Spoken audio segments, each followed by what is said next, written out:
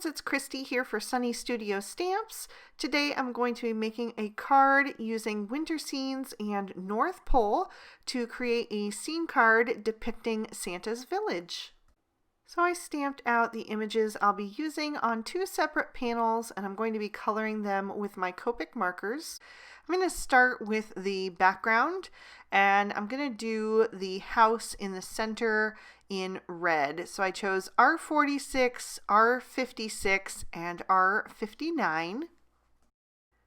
I'm going to start with that R59 and lay in a shadow down at the bottom of the building. And because there is so much coloring to do for today, I'm going to keep my light source really simple. I'm just going to put my shadows down at the bottom and blend as I get lighter towards the top.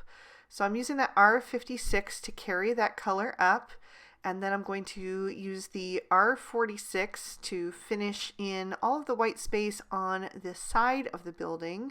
I'm actually going to end up bringing in a fourth shade for the front of the house, just because there's a little bit more space to color there, and I wanted another transition. So I'm going to bring in R43 for that, and I'll just finish the rest of the way up to the top where the roof line is. I'm also going to color all of the chimneys to match the houses. So for this one, I'm starting back over with the R59 and just blending up all the way. I'm even going to add a little of that R43 in there. And then I'll do two of the doors for the other houses as well. So I'm just looking for ways to simplify my color palette to make it a little bit easier to tackle one of these beautiful large images like this. I'm going to make two of the houses a light beige. I'm going to do the one on the far left and then the little one on the far right. So I'm using E50, E51, and E53. Laying that E53 down at the bottom. I'm just going to do both of them at the same time since they're pretty small. And then I'll come up about halfway with that E51. And because these are set back a little bit further, they're not really the focal house in the image, I'm going to get away with just using three shades. So I'll use that E50 as the lightest, and then I'll also color the two chimneys to match. For the roofs of those two houses, I'm going to use E43, E44, and E47. And just like I did with the house, I'm going to put my shadow down at the bottom edge. I'm also going to color in the front door of the house on the left with these shades. Then I'll blend out with the E44 and save the rest of the roof for the E43. So I just did the first one by itself since I was also coloring the door at the same time, and then I'll quickly do the one on the right hand side. And having the front doors be a different shade just helps to differentiate the two as well. The final house I'm going to do in blue. I'm using B93, B95, and B97. And again, I'm starting at the bottom with that B97, blending about a third of the way for each of those shades, and then filling in the top with the B93. For the roofs of the two houses in the center, I decided to go with a dark gray. So I'm going to use C3, C5, and C7, and I'll save that C1 for something else in just a minute. I'm also going to give the red house a front door that is this kind of charcoal gray color. So I started with the C7 and then blended out with the C5.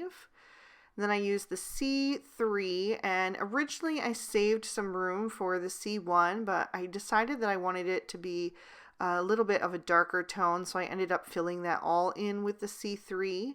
And I also did a second layer of my darker two shades just to kind of help with that blend and smooth the transitions from shade to shade. and then I'm going to do the little blue house's roof with these shades as well. And I just thought that would help them also to have a little bit of a different look, to have two different colors of roofs in this little scene that we've got going on here. So then I'm going to take the C1 and I'm going to do the top of each of the chimneys and also the little front step in front of each house. Instead of doing the trees in green, I decided to try something different and make them all look like they are completely covered in snow, and this will be much quicker to color them as well. So I'm using BG10 and BG11, and I'm just doing about 3 at a time. I'm coming in from the left-hand side, so I had to tip my paper just a little bit to be able to flick comfortably, and then blending out about 1/3 of the way across with the BG10, and then leaving the final third just white. So I'm just letting that kind of fade into white. That's going to give them that frosty glow and just make everything look really nice and snowy. And because I am trying to make this scene be at the North Pole, it just seemed to fit. I think this would also look fantastic colored in green, but it would have taken a little bit more time to blend out all of those colors, and this made it really quick and easy to do them all the way across. So I did about half of them on screen for you, and then I'll do the other half off screen. And then I'm going to tip my paper in the other direction, and I'm going to add a little of that frosty glow up on the top of the snowbank. So again, just using that BG11 first and then blending out with the BG10 and letting that fade into white. And then I'll also go right under the edge of all of the houses just to continue that frosty feel and bring that color a little bit forward. And then I'm going to leave the whole rest of the focal panel down below just plain white. I'll use E25 and E27 to color in the trunks of all of the trees. So I just put a little E27 right up underneath the branches, and then I'm blending down with the E25. And then I also wanted to make the houses look like the lights are on inside, because this is going to end up being a nighttime scene. So I took Y11 and just added a little bit of a yellow glow in each of the windows on all of the houses. Then I'm going to move on to the second focal panel with our little Santa and Mrs. Claus images. Again, I'm trying to keep my color palette very simple, so I'm going to use E00, E00, and E11 for both of their skin. So I did a little shadow under Santa's hat and on the sides of his face, and then also for Mrs. Claus's hairline. I'm also going to do his nose and her ears. I used the E11 for the darkest and then blended out with the E00, and I'll save a little room for that E000 on both of them. I'll bring in R20 to give them both some rosy cheeks, and I'm also going to add a little bit of that to Santa's nose to make him look like he's been out in the cold. For their hair, I'm going to use W00, W1, and W3. I'm going to bring in that W3 from the sides of Santa's face up under his hat. I'll add a little to the bottom of his mustache and the bottom of his beard, just in a little flicking motion. And then I'm also going to use that on Mrs. Claus. I'm going to end up making her hair be just a little bit darker because I'm going to do a second layer of these same shades. So it'll just give me a little bit of a different look, even though I'm using the same exact markers. So I blended out with the W1 and made sure to add a little of that to Santa's eyebrows as well, just so that they had some shading on them. And then I'll use the W00 as my lightest and let that fade into the white for Santa's beard. For Mrs. Claus, I did her hair completely. And then, like I said, I did a second layer just to really increase that saturation and get a little bit of a different look for her. While I have those markers out, I'm also going to use the lighter two shades to add some shadows to any of the areas that I want to be white, and there are quite a few on these images. So there's all of the little white cuffs on their sleeves and on their clothing, and Santa's hat, and then there's also Mrs. Claus's collar and apron. And then the North Pole sign is going to have every other stripe be white as well. And then for any of the areas that I want to look black, I'm going to use W3, W5, and W7. So these are the same shades that I used for the roofs of the middle two houses on the scene. So it kind of reads as like a dark charcoal gray or a black. You could also add in the W9 if you wanted it to be even darker, but I feel like the darker you go, the more flat the object looks. It just doesn't really come to life because it doesn't have a lot of dimension to it. So I tend to use W7 as my darkest if I want to color black objects. Occasionally I'll add in the W9, but only in very, very small amounts.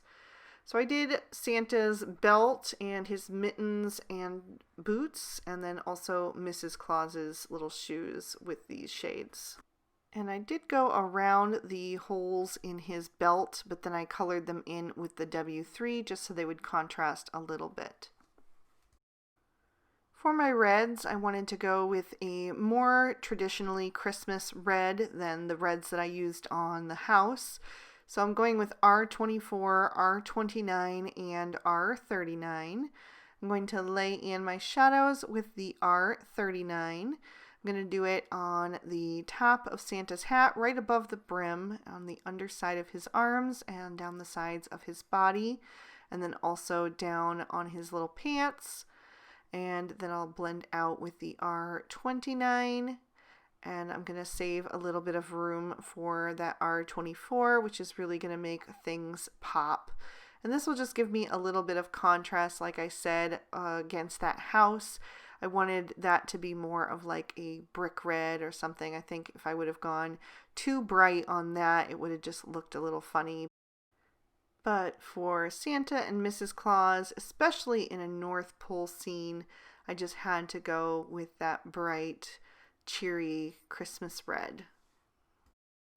So I'm going to finish up coloring Santa, and having that highlight in the center of his belly just really helps it look a little bit more round and jolly. And then I'm going to move on to Mrs. Claus. I'm going to do her dress red as well. So this is obviously taking place before they go on vacation. If you saw my last video where Santa was going surfing on Christmas morning after he was done delivering all the gifts, he and Mrs. Claus took off for a tropical beach vacation.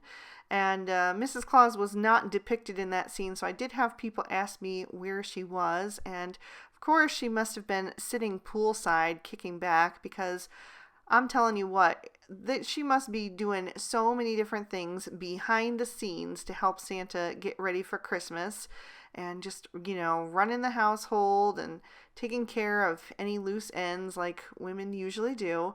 So she deserves to kick back and relax and put her feet up, have a nice tropical drink, and just relax and read a book in the warm sunshine. I'm going to do the holly berries in her hair with the R29, and then I'll use the R29 and the R24 to color in every other stripe on the North Pole sign. I'm going to use E50, E51, and E53 to color in the cookies. And this is the same combo that I used on the two beige houses, so it's going to tie nicely in with the background. And I'll also use these shades to do the nice list. So I just put my shading on the left-hand side and blended toward the right. I used Y26 to color in Santa's belt buckle, and then G43 and G46 to color in the plate and the holly leaves, and then also Mrs. Claus's gloves. I thought they could also be pot holders, so either way, I just wanted them to be a different shade than Santa's. I'll use BG10 to add a little bit of color to Mrs. Claus's glasses, and then I will trim these out with their matching dies. So after all of that coloring, I'm going to try to keep the rest of the card fairly simple. I'm going to stamp a sentiment from Inside Greetings Holiday and then all of the snowflakes from Penguin Pals onto a piece of dark blue cardstock. This is Blue Jay from Lawn Fawn. First, I'm going to prep my card front with my EK Success powder tool, and I just had to open mine up because it's clogged. And then I'm going to stamp with Versamark ink, which is a clear sticky ink that works great for heat embossing because the powder is just going to grab right to that ink. So I'm going to coat that into some white embossing powder, make sure that it's completely covered, and then I'll tap off any excess. And then I will grab my heat gun, and I let that heat up off to the side for about 30 seconds because I wanted to have as minimal warping as possible since this is my card base, and I didn't want it to be all wonky. And then I'll just heat up all of that embossing powder until it turns white and shiny. There you can kind of see that. And then I'm going to grab a microfiber cloth and buff off any of that remaining white powder so that it has a nice clean look again. I'm also going to stamp an insert for the inside of my card since I am using that dark cardstock. So I used Lawn Fawn's Blue Jay ink to stamp one of the elves from the North Pole stamp set and another sentiment from Inside Greetings Holiday. So now I'm ready to begin assembling. The first thing I'm going to do is go ahead and add that insert to the inside of my card. I trim that down to be just slightly smaller so that I have that nice dark blue border on all four sides. And then I'm going to take my winter scene and I'm going to glue that down to the card front. I'm going to keep this card nice and flat so that it will be perfect for mailing because it's already going to have a lot of dimension on it just based on the scale of the images, since you have those deep set trees and houses, and then you're going to have these larger images in the foreground. It's just going to create a lot of depth automatically. So I added Santa over on the right, and I'm going to put that nice list in his hand. And then I'll have Mrs. Claus a little bit more toward the left. I'm still going to save some room on the left-hand side for that North Pole sign. But I'm going to add the cookies into her hands. And then I'll add that North Pole sign to kind of complete the little scene here. So I'm imagining that the red house is Santa's workshop, and then the blue house is where Santa and Mrs. Claus live, and then the other two are elf housing. And of course we can't have a icy cold North Pole scene without a little bit of sparkle. So I'm going to take some Stardust Stickles and I'm going to add it to the left side of all of the trees. I'm just adding it where all of the shading is. And that's going to help it look like there was maybe an ice storm similar to the one where Santa asked Rudolph to pull his sleigh. I'm also going to add it to the top of the North Pole sign and to the plate of Christmas cookies and the holly in Mrs. Claus's hair. And then I decided to add it to all of the little white cuffs and the Santa hat brim and pom-pom. Then I'll lift this card up to the light so you can see how it sparkles and shines and give you another peek at the inside. So I hope you enjoyed today's video. If you did, please be sure to give it a like and subscribe to the Sunny Studio YouTube channel. You can also find all of the products that I used today listed and linked in the description bar below. Thanks so much for watching. Have a great day. Bye-bye.